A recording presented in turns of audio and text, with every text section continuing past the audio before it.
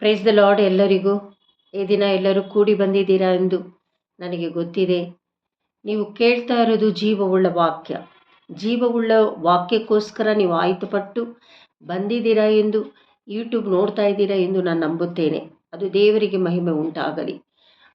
ನೀವೆಲ್ಲರೂ ಈಗ ಧ್ಯಾನ ಮಾಡಿ ದೇವರ ನಾಮ ಮಹಿಮೆ ಪಡತಕ್ಕ ಹಾಗೆ ಮೊದಲು ದೇವರಿಗೆ ಕೊಡುವ ಸನ್ಮಾನವನ್ನು ಕೊಟ್ಟು ಆಮೇಲೆ ಜೀವವುಳ್ಳ ವಾಕ್ಯದ ಕಡೆಗೆ ನಾವೆಲ್ಲರೂ ಹೋಗೋಣ.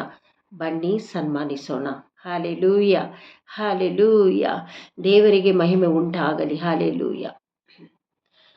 ഒന്നുമില്ലാമയിൽ നിന്നെ ഉയർത്തിയ നിൻ സ്നേഹമോർക്കുമാ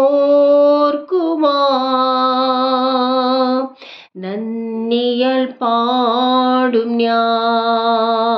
ಹಾಡಿರಿ, ಎಲ್ಲರೂ ಬರೋರೆಲ್ಲರೂ ಹಾಡಿರಿ. ഒന്നുമില്ലാമയിൽ നിന്നെ ഉയർത്തിയ നിൻ സ്നേഹമോർക്കുമാ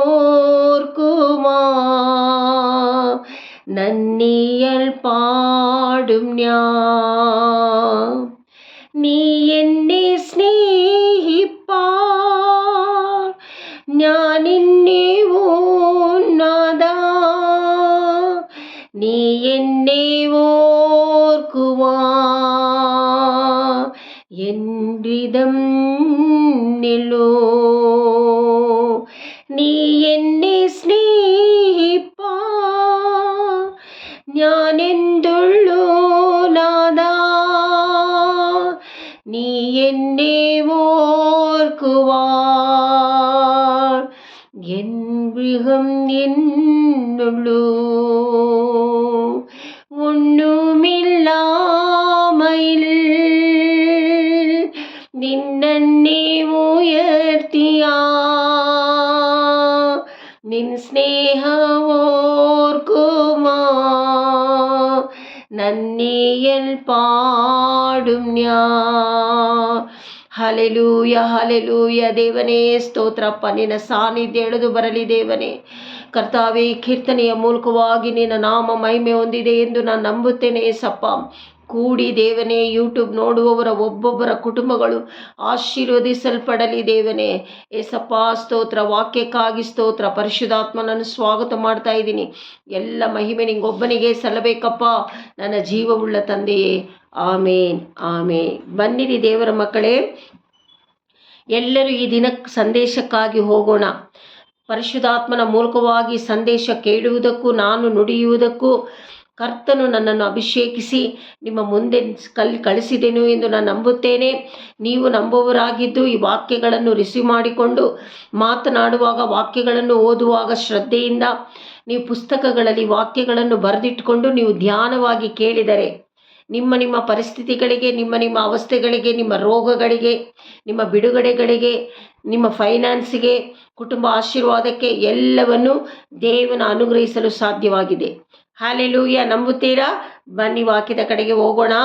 ಈ ದಿನದ ವಾಕ್ಯದ ಪೀಠಿಕೆ ಏನಂತ ಹೇಳಿದರೆ, ರಕ್ಷಣೆಯ ವಾಗ್ದಾನದಲ್ಲಿ ದೇವರ ಮಕ್ಕಳು ಯಾವ ರೀತಿ ನಡ್ಕೊಳ್ಬೇಕು ಅನ್ನುವುದೇ ಈ ವಾಕ್ಯ. ಮೀಕಾ ಪ್ರವಾದಿ ಇದನ್ನು ಹೇಳಿರುವುದು. ಆದರೆ ಇಲ್ಲಿ ಇಸ್ರಾಯೇಲ್ ಮಕ್ಕಳಿಗೆ ರಕ್ಷಣೆಯ ವಾಗ್ದಾನ ದೇವರು ಕೊಡ್ತಾ ಇದ್ದಾರೆ. ಆ ವಾಗ್ದಾನವನ್ನು ಈ ದಿನ ನೀವೆಲ್ಲರೂ ಪಟ್ಟಾಗಿ ಹಿಡಿದುಕೊಳ್ಬೇಕು. ಬನ್ನಿ ಓದಿಕೊಳ್ಳೋಣ. 1 ಮೀಕಾ 2:12-3 ಓದಿಕೊಳ್ಳೋಣ. ಬರೆದಿಟ್ಕೊಳ್ಳಿ, ಮಾರ್ಕ್ ಮಾಡಿ ಇಟ್ಕೊಳ್ಳಿ. ಹಾಲೆಲೂಯ.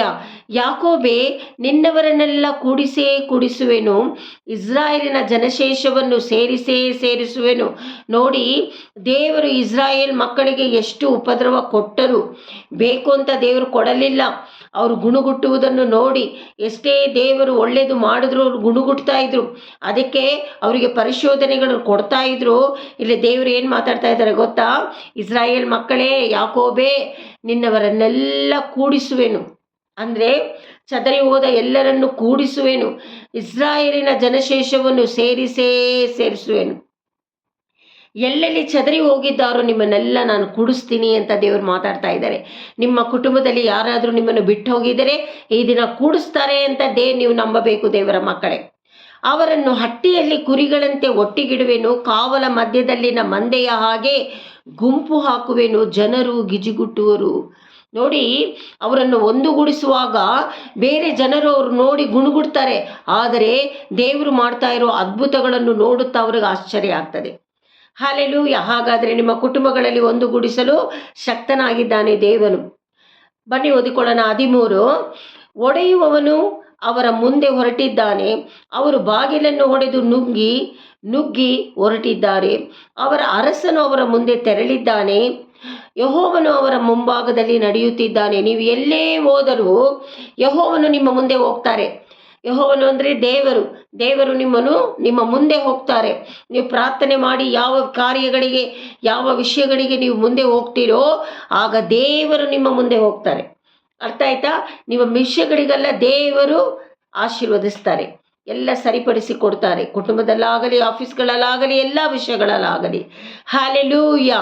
ಹಾಗಾದರೆ ಈ ವಾಗ್ದಾನವನ್ನು ನೀವು ಬರೆದಿಟ್ಕೊಂಡು ಕರೆ ಇಟ್ಟು ದಿನ, ದೇವರೇ ನಮಗಾಗಿ ನೀನು ಮುಂದೆ ಹೋಗ್ತಾ ಇದೀಯಾ, ನಮಗೆಲ್ಲ ಅನುಕೂಲ ಮಾಡಿಕೊಡ್ತಾ ಇದೆಯಾ ದೇವರೇ, ನಮಗೆ ಸ್ವಸ್ಥತೆ ಮಾಡ್ತಾ ಇದೀಯಾ, ಕೆಲಸ ಕೊಡಲು ಕೃಪೆ ಕೊಟ್ಟಿದೀಯಾ, ಎಲ್ಲವನ್ನು ನೀವು ದೇವರಿಗೆ ಒಪ್ಪಿಸಿಬಿಟ್ಟು, ದೇವರೇ ನಮ್ಮ ಮುಂದೆ ನೀನು ಹೋಗು, ನಮ್ಮ ಕುಟುಂಬದ ಮುಂದೆ ನೀನು ಇರು ಅಂತೇಳಿ ಪ್ರಾರ್ಥಿಸುವವರಾಗಿರಬೇಕು. ಬನ್ನಿ ಓದಿಕೊಳ್ಳೋಣ. ರೋಮಾಪುರ 12. ರೋಮಾಪುರ ಅಧ್ಯಾಯವನ್ನು ತೆಗೆದುಕೊಳ್ಳಿರಿ. ರೋಮಾಪುರ 12 3, 4, 5ರಲ್ಲಿ ದೇವರು ಏನು ಮಾತಾಡ್ತಾ ಇದ್ದಾರೆ ಅಂತ ನಾವು ನೋಡೋಣವೇ. ರಕ್ಷಣೆ ಹೊಂದಿದಂಥ, ವಾಗ್ದಾನಗಳನ್ನು ಹೊಂದಿದಂಥ ದೇವರ ಮಕ್ಕಳು ನಡ್ಕೊಳ್ಬೇಕು, ಯಾವ ರೀತಿ ನಡ್ಕೊಳ್ಬೇಕು ಅಂತ ನಾವು ಕಲಿಬೇಕು. ದೇವರು ಇದು ನಮ್ಮ ಹತ್ರ ಮಾತಾಡ್ತಾ ಇರೋದು. ಅರ್ಥ ಆಯ್ತಾ ದೇವರ ಮಕ್ಕಳೇ? ಇಲ್ಲಿ ಮಾತಾಡ್ತಾ ಇರೋದು 3, 4, 5ರಲ್ಲಿ 12, 3, 4 ರೋಮಾಪುರ ಓದಿಕೊಳ್ಳೋಣ. ದೇವರು ನನಗೆ ಕೃಪೆ ಮಾಡಿದ ಸೇವೆಯನ್ನು ನಡೆಸಿ ನಿಮ್ಮಲ್ಲಿ ಒಬ್ಬೊಬ್ಬನಿಗೂ ಹೇಳುವುದೇನೆಂದರೆ, ನಿಮ್ಮೆಲ್ಲರಿಗೂ ದೇವರು ಏನು ಹೇಳ್ತಾ ಇದ್ದಾರೆ ಅಂದರೆ, ರೋಮಾಪುರದಲ್ಲಿ ಹೇಳ್ತಾ ಇರೋದು, ಯಾರು ತನ್ನ ಯೋಗ್ಯತೆಗೆ ಮೀರಿ ತನ್ನನ್ನು ಭಾವಿಸಿಕೊಳ್ಳದೆ ದೇವರು ಒಬ್ಬೊಬ್ಬನಿಗೆ ಎಂತೆಂಥ ವಿಶ್ವಾಸ ಬಲವನ್ನು ಕೊಟ್ಟನೋ ಅದಕ್ಕೆ ತಕ್ಕ ಹಾಗೆ ನ್ಯಾಯವಾದ ಅಭಿಪ್ರಾಯದಿಂದ ತನ್ನನ್ನು ಭಾವಿಸಿಕೊಳ್ಳಬೇಕು. ಏಕೆಂದರೆ ನಮಗೆ ಒಂದೇ ದೇಹ, ಬಹಳ ಇರಲಾಗಿ ಆ ಎಲ್ಲ ಅಂಗಗಳಿಗೆ ಹೇಗೆ ಒಂದೇ ಕೆಲಸ ಇರುವುದಿಲ್ಲವೋ ಹಾಗೆಯೇ ನಾವೆಲ್ಲರೂ ಒಟ್ಟಾಗಿ ಕ್ರಿಸ್ತನಲ್ಲಿ ಒಂದೇ ದೇಹವಾಗಿದ್ದು ಒಬ್ಬೊಬ್ಬರಾಗಿ ಪರಸ್ಪರ ಅಂಗಗಳಾಗಿದ್ದೇವೆ. ದೇವರು ನಮಗೆ ಕೃಪೆ ಮಾಡಿದ ಪ್ರಕಾರ ನಾವು ಬೇರೆ ಬೇರೆ ವರಗಳನ್ನು ಹೊಂದಿದ್ದೇವೆ. ನೋಡಿ, ದೇವರು ಅಂಗಗಳ ಬಗ್ಗೆ ಮಾತಾಡ್ತಾ ಇದ್ದಾರೆ. ಕಾರಣ, ದೇವರೇ ಸೃಷ್ಟಿ ಮಾಡಿರೋದು. ಎಲ್ಲ ಅಂಗಗಳು ಒಂದೇ ಥರ ಚಲಿಸೋದಿಲ್ಲ ದೇವರ ಮಕ್ಕಳೇ.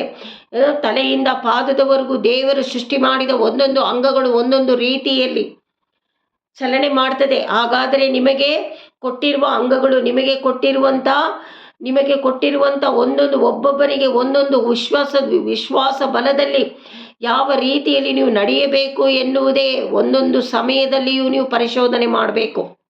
ಅರ್ಥ ಆಯ್ತಾ ದೇವರ ಮಕ್ಕಳೇ? ಹಾಗಾದರೆ ನಿಮ್ಮ ದೇಹಗಳಲ್ಲಿ ಇಷ್ಟು ಅಂಗಗಳಿರಬೇಕಾದರೆ ನೀವು ಯೋಚಿಸುವುದೆಲ್ಲ ದೇವರಿಗೆ ಪ್ರಿಯವಾಗಿರತಕ್ಕ ಹಾಗೆ ನೀವು ನಡ್ಕೊಳ್ಬೇಕು. ಅರ್ಥ ಆಯ್ತಾ ದೇವರ ಮಕ್ಕಳೇ? ಹಾಗೆ ನಡೆದುಕೊಳ್ಳುವಾಗ ಪರಲೋಕದಲ್ಲಿ ಸಿಂಹಾಸನದಲ್ಲಿ ಕುಳಿತಿರುವ ದೇವರು ಸಂತೋಷದಿಂದ ಜಿಗಿಯುವ ದೇವರಾಗಿದ್ದಾರೆ. ಅರ್ಥ ಆಯ್ತಾ? ಹಾಗಾದರೆ ಓದಿಕೊಳ್ಳೋಣ. ನೋಡಿ, 1 ಕೊರಿಂಥ 3:11ರಲ್ಲಿ ಓದೋಣವೇ? ಬರ್ಕೊಳ್ಳಿ. 1 ಕೊರಿಂಥ 3:11. ಹಾಕಿರುವ ಅಸ್ಥಿವಾರವು ಯೇಸು ಕ್ರಿಸ್ತನೇ. ಅರ್ಥ ಆಯ್ತಾ? ಆ ಅಸ್ಥಿವಾರವನ್ನಲ್ಲದೆ ಮತ್ತೊಂದು ಅಸ್ಥಿವಾರವನ್ನು ಯಾರು ಹಾಕಲಾರರಷ್ಟೇ. ಅಸ್ಥಿವಾರ ಯೇಸು ಕ್ರಿಸ್ತನೇ ನಿಮಗಾಗಿರಬೇಕು, ಬಿಡುತ್ತು ಬೇರೆ ಯಾವುದು ಆಗಿರಬಾರದು. ಅಂದರೆ ನಾನು ಉದಾಹರಣೆಗೆ ಹೇಳ್ತಾ ಇದ್ದೀನಿ, ಇದು ನಿಮಗೆ ಅರ್ಥ ಆಗದೆ ಇದ್ರೆ, ಮಕ್ಕಳನ್ನ ಅಸ್ಥಿವಾರ ಮಾಡಬೇಡ್ರಿ, ಮಕ್ಕಳನ್ನ ಫಸ್ಟ್ ತಗೊಳ್ಬೇಡ್ರಿ, ನಿಮ್ಮ ಕುಟುಂಬದವ್ರನ್ನ ಫಸ್ಟ್ ತಗೊಳ್ಬೇಡ್ರಿ, ನಿಮ್ಮ ಆಫೀಸ್ ಇದೆಲ್ಲ ಜೀವನ ಮಾಡೋದಕ್ಕೆ ಕುಟುಂಬ ಎಲ್ಲ ದೇವರೇ ಕೊಟ್ಟಿರೋದು. ಆದರೆ ಮೊದಲನ ಅಸ್ಥಿವಾರ ಯೇಸು ಕ್ರಿಸ್ತನಾಗಿರಬೇಕು. ಅರ್ಥ ಆಯ್ತಾ? ಯೇಸು ಸ್ವಾಮಿ ಕೊಡುವ ಸನ್ಮಾನ ನೀವು ಕೊಡಬೇಕು, ಬಹುಮಾನ ಕೊಡಬೇಕು, ವರ್ಷಿಪ್ ಮಾಡಬೇಕು, ಪ್ರಾರ್ಥನೆ ಮಾಡಬೇಕು, ಆತನ ನಾಮವನ್ನು ಮಹಿಮೆ ಪಡಿಸಬೇಕು ಅನ್ನುವುದೇ ಆ ಮಧ್ಯದಲ್ಲಿ, ಯೇಸು ಕ್ರಿಸ್ತನ ಅಸ್ಥಿವಾರದ ಮಧ್ಯದಲ್ಲಿ ಬೇರೆ ಯಾವುದು ಬರಬಾರದು. ಹಲ್ಲೆಲೂಯಾ. ಹಾಗೆ ಓದಿಕೊಳ್ಳೋಣ. 1 ಕೊರಿಂಥ 6, 19, 20ರಲ್ಲಿ ಏನು ಮಾತಾಡ್ತಾ ಇದ್ದಾರೆ ಅಂತ ನೋಡೋಣ ದೇವರ ಮಕ್ಕಳೇ. ಕೊರಿಂಥದಲ್ಲಿ ದೇವರಿಂದ ದೊರಕಿ ನಿಮ್ಮೊಳಗೆ ನೆಲೆಗೊಂಡಿರುವ ಪವಿತ್ರಾತ್ಮನಿಗೆ ನಿಮ್ಮ ದೇಹವು ಗರ್ಭಗುಡಿಯಾಗಿರಬೇಕು. ಅರ್ಥ ಆಯ್ತಾ? ಗರ್ಭಗುಡಿಯಾಗಿದೆ ಎಂದು ನಿಮಗೆ ತಿಳಿಯದೋ? ಮಾತಾಡ್ತಾ ಇರೋದು ನಿಮಗೆ ತಿಳಿಯದೋ? ಹಾಗಾದರೆ ನೀವು ನಿಮ್ಮ ಸ್ವಂತ ಸ್ವತ್ತಲ್ಲ, ನಿಮ್ಮ ಶರೀರ ಆತ್ಮ ಪ್ರಾಣ ಅದು ನಿಮ್ಮ ಸ್ವಂತ ಸ್ವತ್ತಲ್ಲ. ನೀವು ಕ್ರಯಕ್ಕೆ ಕೊಳ್ಳಲ್ಪಟ್ಟವರು, ಕ್ರಯದಲ್ಲಿ ನಿಮಗೆ ತೆಗೆದುಕೊಂಡಿದ್ದಾರೆ ದೇವರು. ಆದ ಕಾರಣ ನಿಮ್ಮ ದೇಹದಲ್ಲಿ ದೇವರ ಪ್ರಭಾವವನ್ನು ಪ್ರಕಾಶಪಡಿಸಿರಿ. ಹಾಗಂದ್ರೆ ಏನು ದೇವರ ಮಕ್ಕಳೇ? ನೋಡಿ, ನಿಮಗೆ ಕೊಟ್ಟಿರುವ ದೇಹ ದೇವರು ಕ್ರಯಕ್ಕೆ ತಗೊಂಡಿರೋದು. ನೀವು ಪವಿತ್ರಾತ್ಮನ ದೇಹವಾಗಿದ್ದೀರಾ, ಆಲಯವಾಗಿದ್ದೀರಾ, ಗರ್ಭಗುಡಿಯಾಗಿದ್ದೀರಾ. ಆಗ ಪವಿತ್ರಾತ್ಮನು ನಿಮ್ಮೊಳಗೆ ಇರುವಾಗ ನಿಮ್ಮ ಸ್ವಭಾವಗಳು ಹೇಗಿರಬೇಕೆಂದು ದೇವರಲ್ಲಿ ಮಾತಾಡ್ತಾ ಇದ್ದಾರೆ. ಅರ್ಥ ಆಯ್ತಾ? ನೀವು ಯೇಸು ಕ್ರಿಸ್ತನೇ ಅಸ್ತಿವಾರ ನಮಗೆ ಅಂತ ತಿಳಿದುಕೊಂಡು ಯೇಸು ಕ್ರಿಸ್ತನನ್ನೇ ಗುರಿಯಾಗಿಟ್ಟು ಹೋಗ್ತಾ ಇದ್ರೆ, ಪರಿಶುದ್ಧಾತ್ಮ ನಿಮ್ಮ ಜೊತೆಯಲ್ಲಿ ಇದ್ದು ನಡೆಸಿ, ನೀನು ಹೋಗ್ತಾ ಇರೋ ದಾರಿ ಸರಿ ಇಲ್ಲ, ನೀನು ಈ ದಾರಿಯಲ್ಲಿ ಹೋಗು, ನೀನು ಈ ರೀತಿ ಮಾತನಾಡೋದು ಸರಿ ಇಲ್ಲ, ಈ ರೀತಿ ಮಾತನಾಡು, ನೀನು ಇದನ್ನು ತೆಗೆದುಕೊಳ್ತಾ ಇರೋದು ಯಾವುದೇ ವಸ್ತುವಾಗಲಿ ಇದು ಸರಿಯಲ್ಲ, ಬೇರೆ ತಗೋ, ಇದು ತಗೋ, ಒಂದು ಸ್ಯಾರಿ ಆಗಲಿ, ಒಂದು ಡ್ರೆಸ್ ಆಗಲಿ, ಇದು ಬೇಡ, ಇದು ತಗೋ ಮಗಳೇ ಅಂತ ಪರಿಶುದ್ಧಾತ್ಮನು ಮಾತನಾಡುವ ಅನುಭವಗಳು ನೀವು ಕಾಣಲು ಸಾಧ್ಯವಾಗುತ್ತದೆ. ಅರ್ಥ ಆಯ್ತಾ ದೇವರ ಮಕ್ಕಳೇ? ಹಾಗಾದರೆ ಈ ದಿನಗಳಲ್ಲಿ ದೇವರು ಕೊಟ್ಟಿರುವ ವಾಗ್ದಾನ, ರಕ್ಷಣೆಯ ವಾಗ್ದಾನವನ್ನು ನಾವು ಪಟ್ಟಾಗಿ ಹಿಡ್ಕೊಂಡು ನಮ್ಮ ದೇಹಗಳನ್ನು ಆತನಿಗೆ ಯೇಸು ಕ್ರಿಸ್ತನೇ ಅಸ್ತಿವಾರವನ್ನಾಗಿ ಮಾಡಿ ನಮ್ಮ ದೇಹಗಳನ್ನು ಪರಿಶುದ್ಧಾತ್ಮನು ವಾಸ ಮಾಡೋದಕ್ಕೆ ನಾವು ಬೆಳಕಾಗಿ ನಾವು ಅನುಭವಿಸಬೇಕು. ಯಾವ ರೀತಿ ಬೆಳಕು ಬರಬೇಕು? ವರ್ಷಿಪ್ ಮಾಡಬೇಕು, ದೇವರ ನಾಮ ಮಹಿಮೆ ಪಡಿಸಬೇಕು. ನಿಮ್ಮ ಕ್ರಿಯೆಗಳು, ನಿಮ್ಮ ಮಾತುಗಳು, ಕಣ್ಣುಗಳು, ಚಿಂತಿಸುವ ವಿಷಯಗಳು ಎಲ್ಲವನ್ನು, ಕೈಕಾಲುಗಳು, ಕೆಲಸ ಕಾರ್ಯದಲ್ಲಿ ಯಾವುದನ್ನು ಕೈಯಲ್ಲಿ ಪಾಪ ಮಾಡದೇ ಇರುವ ಹಾಗೆ ಕಾಲುಗಳನ್ನು ನೇರವಾದ ದಾರಿಯಲ್ಲಿ ನಡಿಬೇಕು. ಸ್ಟ್ರೇಟ್ ದಾರಿ, ಕೋಣೆಯಾದ ದಾರಿಯಲ್ಲಿ ಹೋಗಿ ತಪ್ಪು ಮಾಡಬಾರದು. ಇದೆಲ್ಲ ನಡೆಸುವಾಗ ನಿಮ್ಮ ಆತ್ಮ ಪ್ರಾಣ ಶರೀರ ಉಚ್ಚಿ ತಲೆಯಿಂದ ಪಾದದವರೆಗೂ ಬೆಳಕಾಗಲು ಶಕ್ತನಾಗಿ ದೇವರು ಬೆಳಕು ಪಡಿಸುವಂಥ, ದೇವರು ಮಾಡುವಂಥ ದೇಹವಾಗಿ ಮಾರ್ಪಡ್ತೀವಿ. ಅರ್ಥ ಆಯ್ತಾ? ಆಗನೇ ನಾವು ಪರಲೋಕಕ್ಕೆ ಹೋಗಕ್ಕೆ ಸಾಧ್ಯ. ನೀವು ಯಾರಾದರೂ ಹಿಂದೂಗಳು ಈಗ ಕೇಳ್ತಾ ಇದ್ರೆ ಈ ವಾಕ್ಯವನ್ನು, ಹಿಂದೂ ಜನಗಳೇ, ನೀವು ದೇವರ ಮಕ್ಕಳೇ, ನೀವು ನಿಮ್ಮನ್ನು ದೇವರೇ ಸೃಷ್ಟಿ ಮಾಡಿರೋದು. ಅರ್ಥ ಆಯ್ತಾ? ಈ ವಾಕ್ಯಗಳನ್ನ ನೀವು ಹಿಡ್ಕೊಂಡು ನಿಮ್ಮ ಹತ್ರ ಸತ್ಯವೇದ ವಾಕ್ಯಗಳಿದ್ರೆ ಇನ್ನೊಬ್ಬರ ಹತ್ರ ಕೇಳ್ರಿ, ಆ ವಾಕ್ಯಗಳನ್ನು ಭಯಭಕ್ತಿಯಿಂದ ಓದ್ರಿ, ನಂಬುತ್ತೀನಿ ಅಂತ ಹೇಳ್ರಿ.